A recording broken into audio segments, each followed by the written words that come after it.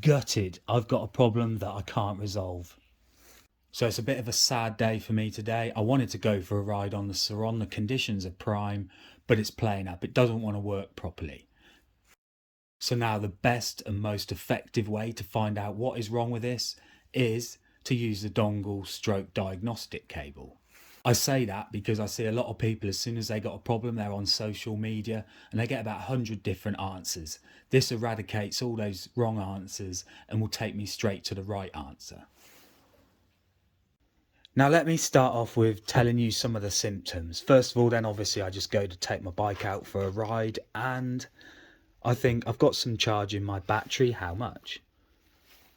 61%, that's fine, let's turn it on. Now I've got power here, but I didn't look here. This hasn't come on, and it always comes on.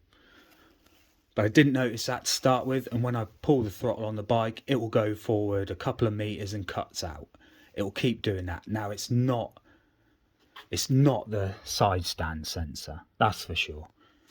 Because when I lift that up, when I leave that down, the bike won't go forward. And when I leave it up, the bike will go forward for a meter or two, then stop. So I was starting to think what's happening. And obviously I noticed that this isn't working. So I take all the battery out, I go and put it on the charger. Put it on the charger just goes straight to the, turn that off quickly.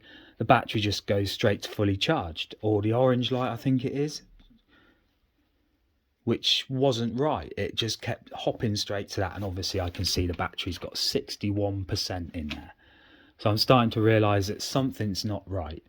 So then we've come out here, we stuck the dongle on, whatever you want to call it, diagnostic cable, sorry. And I've got 31 flashes. I can show you if you want.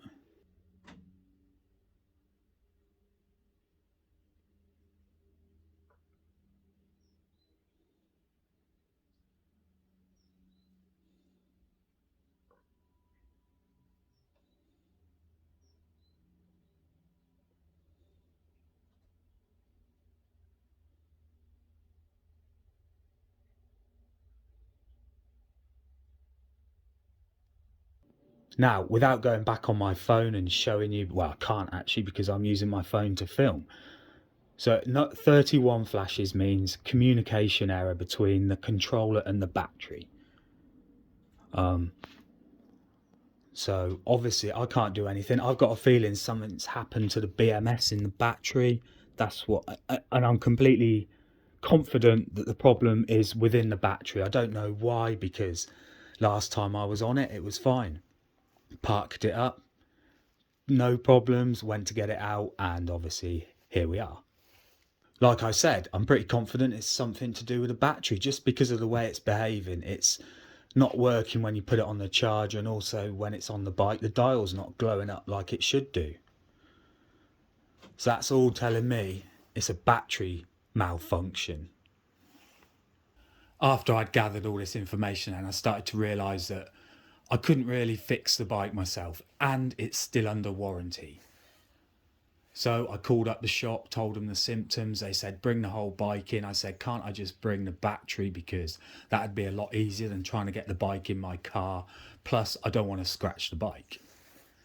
They said, no, the whole thing's got to come in. That's fair enough. I understand that. So basically the bike's got to go back to the shop now and be fixed under warranty, hopefully. I've got to say though, the bike is still all stock. I haven't taken off any sensors or fiddled with anything. I haven't got a bypass on the battery. The bike is literally still stock apart from the cosmetics that I've done. Now then, I'm a little bit gutted because I'm going to be without my bike for some time. It might only be days, it might be weeks.